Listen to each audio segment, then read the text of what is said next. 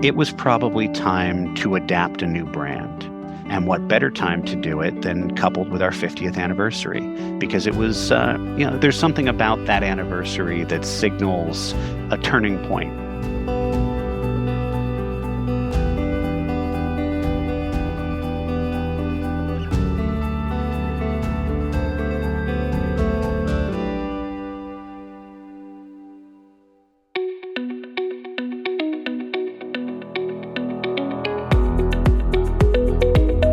This is Associations Thrive, the podcast celebrating successful associations and their leaders. I'm your host, Joanna Pineda, CEO and Chief Troublemaker at Matrix Group International. Listen in as top association executives tell all, revealing the creative and innovative ways they're increasing membership, generating revenue, nurturing engagement, and reimagining their organizations. By the way, if you've launched a new initiative, created new member services, or updated your governance structure and are seeing great results, I want to hear your story, and so do my listeners. I'd love to have you as a guest. Go to podcast.matrixgroup.net and apply to be on Associations Thrive. Now let's dive into this week's show. Today, I'm speaking with Mike Bober, President and CEO of Pet Advocacy. Mike, welcome to the show. Hi, thanks for having me, Joanna.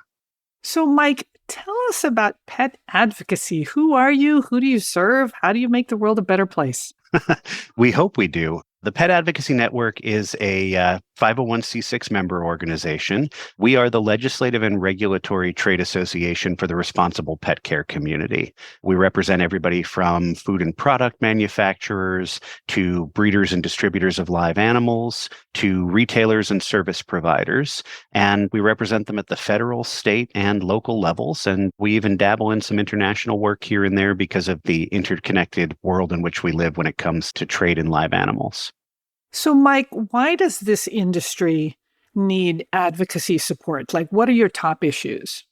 I think all industries need advocacy because... That's fair. Yeah, I think the reality is we all need to be telling our story and helping lawmakers and their staff to understand who we are and what we do. In our case, we are very fortunate that pets and pet care are topics that everybody feels great about, feels strongly about. But at the same time, it's something that if it's approached inartfully or if it's approached in too broad of a way, the unintended consequences can sometimes be very harmful to pets and people alike. So it's really important for us to work with our members to help them share their experience and their expertise when it comes to caring not just about animals, but caring for animals. So before we get into the things that Pet Advocacy is doing to thrive, we want to hear about your journey because you've got an interesting story to tell about how you became president and CEO of Pet Advocacy. How'd you get here? Well, it's true. It's been a bit of a twisting, turning path for me. I wasn't always in the trade association world, but I'd like to think that in some way, at least, I've been in advocacy all my life. I got involved in politics in college, got bit with the bug, and being here in Washington, D.C., it was kind of hard not to. But I came out of college and got into working with members on the political side. I was a fundraiser for a while, helped members connect with political action committees. I led a leadership PAC, and then that in turn took me to the Republican Congressional Committee, where I spent 4 years working under Chairman Pete Sessions as the coalitions director. And to me, that was really what kind of flipped the switch and said to me that there was another way to move forward that didn't require me to dive wholehearted into the world of politics now and forever. The big thing about coalition building is that it really is about not just talking to people, but talking with people and helping people to communicate their needs and their desires, and then working with them to figure out what the best path forward is that benefits everyone. What's the win-win? And I came to realize over time that that wasn't something that was exclusive to politics. It's actually something that really factors very innately into the conversations that trade associations have on behalf of their members every day. So when it came time to sort of wrap up my time at the congressional committee, I had young children at home, and I knew that I wanted to move into a world where I could really spend more time with them and be a bigger part of their life. And I saw a listing for a vice president of government affairs position for a group known as the Pet Industry Joint Advisory Council. And I've had pets all my life. I felt strongly about the human-animal bond, and it seemed like something that I could really help spread the word about. And as it turned out, they were looking for somebody with a background in coalition building, somebody who could bring new people to the table. It was a good fit. I came on board, spent a couple of years on the government affairs side, and through a combination of attrition and being in the right place at the right time, I was made president and CEO back in January of 2016. I've been in that role ever since. Wow, congratulations. Well, thank you. Thank you. Like I said, it's not the usual path. I've definitely had a lot to learn along the way in terms of what it means to be an association executive and what it means to run a trade association. But I think actually coming at it from the political side maybe gave me a little bit of a leg up, because those were skills that I found mapped very well into a lot of the different aspects of association life. Well, Mike, I have now the opportunity to speak with many association execs, and the path that they take is often circuitous, and nobody says out of college, gee, I want to be an association executive. But the impression that they are all really giving off is that once they found the association community and then ran their own organization, now they love it. It's true. It's such a fun way to be able to interact with people that you would never otherwise come into contact with. And to see the fruits of what you do just come out and see people start to engage and to tell their own stories in ways that they hadn't before, it's so gratifying. So, Mike, you talk about coalition building, and I think this is really important to pet advocacy because you are the advocacy arm for 5 other organizations. So that's kind of an interesting structure. So tell us about that. Yeah, it's the way the pet care community has evolved over the years. Some industry sectors have one trade association that represents everything from soup to nuts. We instead kind of evolved in a much more segmented way. Individual associations sprung up representing pet industry distributors, pet food manufacturers. And over the years, these organizations have developed a bit of a symbiosis, a synergy. And our role in all of this, which came into being in the early 1970s, was to sort of work with those other organizations and to help them refine and amplify their voice in Washington. So we, in 1971, we were incorporated as a 501c6 member organization, but some of our largest and most engaged members are some of the other trade associations that are in the space and that put on the big trade shows and things like that. And their support is what helps us to make sure that we can be effective advocates. Boy, so it sounds like the industry is supporting you financially so that you can be really effective advocates. And it sounds like there's cooperation with these 5 other trade associations in a way that often you don't see in a space where there are associations that perhaps compete with each other. So I think that's why coalition building was so important in your resume. I agree. And there is still healthy competition. Certainly, all of these associations have their own territory that they've mapped out within the space. We all are in a place now where we work very closely with one another, or very supportive of one another. That hasn't always been the case, but it's, I think, fairly unique out there that a industry sector as large as ours is able to support a disparate group of organizations, but that we've all been able to find a way to come together to make sure that we're working to advance the best interest of everyone. And the interesting thing is, you're right, we are supported in large part by some of these other organizations. But at the end of the day, we are still a 501c6. So we also rely very much on the individual memberships of retailers, breeders and distributors, individual groomers. Our membership roles really are reflective of the entirety of a pet care community that is so diverse. Yeah, so let's talk about the things that you're doing to thrive. You were the Pet Industry Joint Advisory Council, or PIJAC, and you recently rebranded, and this was kind of along with your 50th anniversary. So tell us about that. What went into the decision to rebrand, How hard was it? And how's it going to let people know that PIJAC is now pet advocacy? Because often that's challenging. I know I have worked with one client where it was 4 years later and their VP was quoted in an ASAE magazine, and it was the old organization and name, and she was steaming mad. She said, it's been 4 years. And I said, it's just the way it is. People just remember the old name. So this rebrand's a big deal. Tell us about that. Yes, this is not a decision we entered into lightly. This was a process that really built on so much work that had been put in place, really even for a decade before. We had seen time and time again that when we would introduce ourselves as the Pet Industry Joint Advisory Council, we would almost be done with the meeting before we had a chance to finish introducing ourselves. And the thing is, over time, those words, while they in some ways reflected who we were, they didn't do a great job of communicating what we did. And with that being the case, we found that we were spending a lot of time trying to explain ourselves to lawmakers and staff. And we wanted a way to better capture just the thrust of what it is that we're really all about. So we did our due diligence. We went through member surveys, broader industry surveys. We worked with several outside organizations, was really pleased with the work that Inspire PR did to help us out. Over time, they helped us build the case that it was probably time to adapt a new brand. And what better time to do it than coupled with our 50th anniversary? Because it was, there's something about that anniversary that signals a turning point. A looking back and a looking forward. Exactly. If we've been successful for 50 years, what do we do to stay relevant for the next 50? That was all kind of part and parcel of a very thoughtful conversation, because you're right. Your name, your brand, especially one that's been around for 50 years, is so integral to who you are.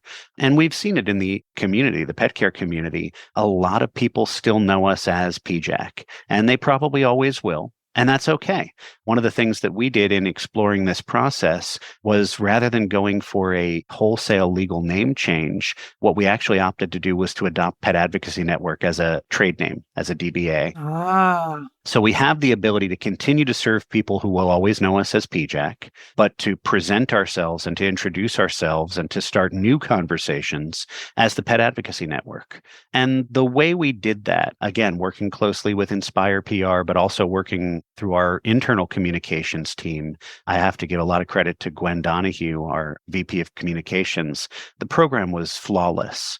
We looked at what we had been to the community, and we identified 50 greatest hits, so to speak, sort of 50 memorable moments in PIJAC's history.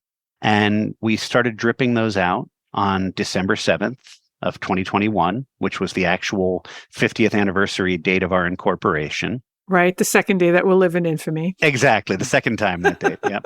And then we teased that this whole thing was going to culminate in something big, a big announcement at Global Pet Expo, which is one of the two large trade shows for the industry.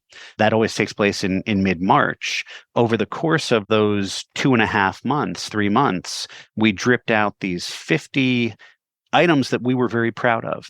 So give us examples of things that you're proud of. Yeah, well, for example, early on in our history, we were involved in some of the amendments and rewrites to the Animal Welfare Act. We've been involved in working with the Centers for Disease Control and Prevention on adopting pet care community standards as it relates to antimicrobial resistance. Things that show the scope of who we are, but also some fun things that had been sort of high watermarks and happy memories. It was a chance to look back at some of the luminary figures in the industry who've been integral in our founding and our organization. And it was an opportunity to remind people that we were more than just your lobbyist. Wait, so hang on. So this is brilliant. What you did is you amassed these 50 great moments that encompassed amazing milestones and amazing organizations and people. So now on social, you've got a great message. Yeah. And you're mentioning everybody. Yeah. Which means their networks are now seeing your posts and hopefully just generating a lot of interest and excitement about your 50th anniversary.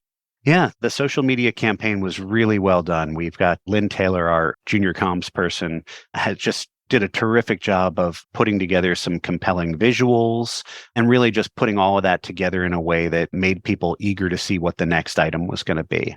And we did it chronologically, starting with some of the earliest stuff from the 70s and working its way up so that by the time we were into mid to late February, people were seeing things that they remembered, that they had been part of.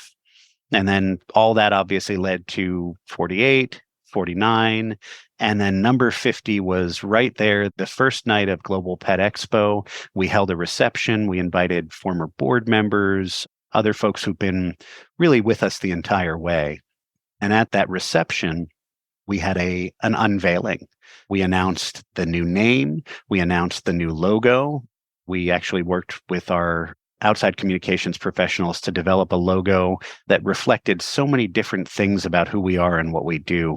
I'd encourage anybody who's listening, go to petadvocacy.org and watch the video for the new logo reveal. Absolutely. It's brilliant. It's so great. And once you see it, you can see everything that went into the ideas of, is it a pet face? Is it land, sea, and air? Is it paws? It's all of these things. And that's the best part of it, because that's who we are. We're all of these things. And so the announcement went out. We had worked with our trade publication partners to embargo the release. And overnight, the attention that we were getting, the conversation that we became a part of, it was night and day. We had gone from being that stodgy old lobbying group that people come to when they need to a conversation starter. People wanted to know Pet Advocacy Network. What is that? How can I be part of the Pet Advocacy Network? And even just there at the trade show, our member signups went up, our engagement went up. What do you mean your member signups went up? Like as in organizations became members? Yeah, companies, individuals actually joined right there on site at the trade show. Oh my God. Yeah, it was an overnight thing. Because they got it. Exactly. They wanted to be part of the Pet Advocacy Network. That's brilliant. Somehow you managed to pull off an amazing unveil on social networks virtually, as well as at a big event. Yes. We coupled the in-person and the social. And then on top of that, we've really kind of ridden this wave of the 50th anniversary. We've continued to have events over the course of the year, virtual opportunities. There's a second major trade show, Super Zoo, where we had another big event. We were co-hosts for one of the big parties at the event. And people have really just embraced this. And to capitalize on that and to make sure that this isn't just, a flash in the pan, one of the things we did this year for the first time in a very long time is we brought on a membership director. And so this is a person whose job day in and day out is to work with our current members to make sure that our relationships stay strong, but also to help position us to new and prospective members. So prior to this, did you not have a membership director? Who was handling the membership function? We didn't. That was the problem. It was being done in a very ad hoc way. Anybody who had time, anybody who had an individual opportunity to try to pitch membership to people, we would do that. And because it was no one's full-time job and no one's primary job, frequently it got done in fits and starts, if at all. So one of the things we really needed to do was to say, this is something that we're going to be a lot more intentional about. I bet you didn't have a full-time membership director, or I'm, speculating here, because your focus historically has been on advocacy. You hit the nail right on the head. Okay. So, and now you're saying, wow, but we have to have an additional focus on the membership. Well, it's one of the challenges of being a trade association is you have to be an effective steward of the resources that you're given. And for us, being an organization, as you said, that is dedicated to government affairs, we really had to make the case that money spent on membership maintenance was an effective and an important use of people's resources so that they didn't see us as taking money that they thought was going to go toward fighting a fight and squandering it on staff. So we've had to help people understand the importance of having somebody whose job it is to keep them engaged. And thankfully, it has spoken for itself. The success of bringing Allison Stern on has been just absolutely wonderful.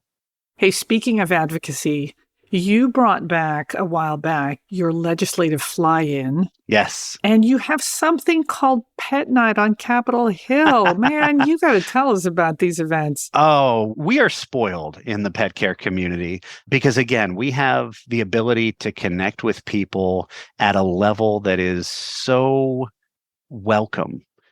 Pets and pet care It's primordial. Yeah. We understand our pets and why we love them and why we need to care for them. We love them, and it cuts across party lines, and it's such a great conversation starter.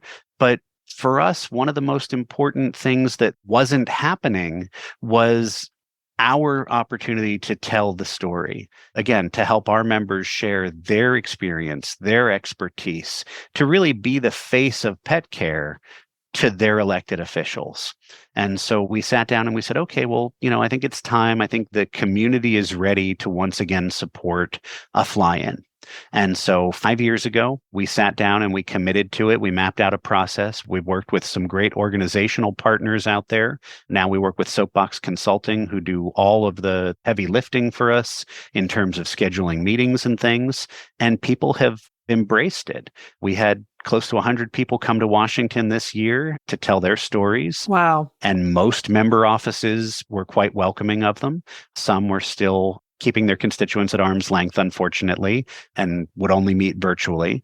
But by and large, the opportunities to really get there and connect face to face were once again welcome. And it's so important because the people who are in our community are passionate. They're not in this to make the money. They're in this because they really care about pets and pet care. And for us to be able to show that care and to demonstrate who we are really just makes it so much easier then to engage with lawmakers after the fact and help them to craft positive pet legislation. But yeah, you mentioned that the fly-in is coupled with something that called Pet Night on Capitol Hill.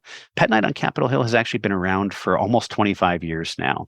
Is it an event, a party, a gala? It is. It is the event every September on Capitol Hill for pet lovers and for congressional staff to compete in a friendly competition for who have the cutest pets on Capitol Hill, cutest dog, cutest cat, cutest other. This is something that the Animal Health Institute, which is one of the other associations in our space, has been doing for, like I said, almost 25 years now. But about 5 years ago, they invited us and HABRI, the Human Animal Bond Research Institute, to get together and to sort of reimagine Pet Night. And what we've done is we've turned it into an educational opportunity. We bring in organizations within the pet care community that are doing things like Pets in the Classroom, Habitatitude, which is a way to combat invasive species. Some of our industry partners, Mars Pet Care, Purina, they work with us to bring in pet celebrities like the Westminster Champion. And what this is it's an evening event that brings in staffers and members alike to interact with the pet care community and to really kind of help us celebrate the power of pets. We recognize lawmakers with the Pet's Best Friend Award. This year, we were able to do a salute to outgoing member Congressman Kurt Schrader for his decade plus of service as one of the only veterinarians to serve in Congress. And it's really just been a great opportunity for us to engage people in a way that I think a lot of industry sectors don't have because, again, pets are fun. Who doesn't want to go to an event with pets? Right. Exactly. You've got therapy animals from pet partners there. It's a great time. And I think staffers and members alike really come away with an increased appreciation for the power of pets. But Mike, there's something else here that's really kind of brilliant. And that is if you're accepting submissions from the offices of the members, that means they're emailing you and they're opening your emails. Yes. And that's telling the email servers that the emails coming from Pet Advocacy Network is not spam. So then they open their emails. Yes. In the future. So this is really brilliant because, those email servers, if they see that you're not interacting with the emails, will eventually bury those emails. But because you've got this thing called the Pet Night on Capitol Hill and submit your pet, they're opening your emails. Brilliant. Well, we can't take credit for that part. That's still the purview of the Animal Health Institute. And so they continue to have that cutest pet event, and I'm sure they're putting it to good use. But yes, we do find it's a great way to build engagement. And like you said, we do our best to really make sure that we follow up on that and keep those member offices engaged. Mike, before we go, what's legislation that you're most proud of that the Pet Advocacy Network has helped to push through? Sure. The past year, I think, has been an interesting one for us because we've really looked at things that a lot of people might not have assumed that were really kind of down the middle for pet advocacy. But for us, they've been essential. And one of those is the work that we did as part of the coalition to pass the Ocean Shipping Reform Act, because while the pandemic and its aftermath have been very positive for pet ownership, the supply chain issues that it's caused have really just been terrible for manufacturers and retailers alike when it comes to being able to supply the products and the care items that people need to appropriately give their pets the lives they deserve. So we were really proud to be part of that coalition. We've definitely been excited about the work that we've done that's led to the passage of things like the Pet and Women's Safety Act, which allocates resources for shelters for women escaping abusive situations to allow them to bring their animals. Because often they won't leave their situations because they can't bring their animals. Exactly. That's exactly right. We've been part of the work to support wounded service members being able to access pets for therapy and service animal situations. That's something that we've been very proud of. And then this year, we've actually had to do a lot more educational work. We've had to help members of Congress understand the unintended consequences of some of the well-meaning legislation they've put forward on things like fighting pandemics. Sometimes, if language isn't crafted carefully, it can create situations where common pets are actually excluded going forward because they can carry Giardia. Yeah, salmonella, things that are widely already endemic to the United States. So you have to be careful that if you're trying to fight future pandemics, you're not inadvertently creating these barriers to pet ownership. Another one is in the Competes Act, the legislation that was trying to encourage our manufacturing in semiconductors. There was language thrown in the House version that would have made some very devastating changes to the Lacey Act, which governs international trade in endangered species. So we had to work to educate lawmakers on the need to pull that out. Wow. So again, these are things that for us, the linkages to pet ownership are clear, but the reality is for a lot of people, I think they wouldn't necessarily expect those to be issues that we would be so directly engaged in. And that's why they need almost a watchdog and an advocate like Pet Advocacy Network to make sure that the pet community and the industry aren't adversely affected. Exactly. Mike, how's membership? It's been good. Like a lot of people, I think we saw a dip during the pandemic, but I will say that our work during that time was really focused on making sure that our members were recognized as essential. The CISA guidance that was out there in terms of what was and wasn't essential businesses was really something that we put a lot of time and effort into. And I think that paid off because, to my knowledge, there was nowhere in the country that a pet retailer or a pet product manufacturer was forced to shut down as a non-essential business. And I think that our members respected that and appreciated that and certainly benefited from that. So that has paid off in maintenance of membership. And then, as I said, I think bringing our new membership director on and our rebrand has really kind of brought our membership to new heights. Mike, if people wanted to learn more about Pet Advocacy Network, we'll put a link to your website in the show notes. Yes. We'll also put a link to your amazing social campaign for the 50 great moments and the video around the rebrand. Oh, definitely want people to see that logo announcement. That was so well done. I'm still impressed by that every time I watch it. I totally agree. Hey, and I'd like an invitation to Pet Night on Capitol Hill next year, please. You are 100% welcome. We would be happy to have you. Excellent. It's a great time, and it's something that we want people to experience it because it really is popular. It's been terrific having a chance to talk to you about this, and it's stuff we're proud of. Pet advocacy has never been stronger, and we're eager to go forward. Well, as someone who appreciates the pet-human bond, thanks so much for all the work that you do, and I hope you'll come back. Oh, thank you. Thank you very much.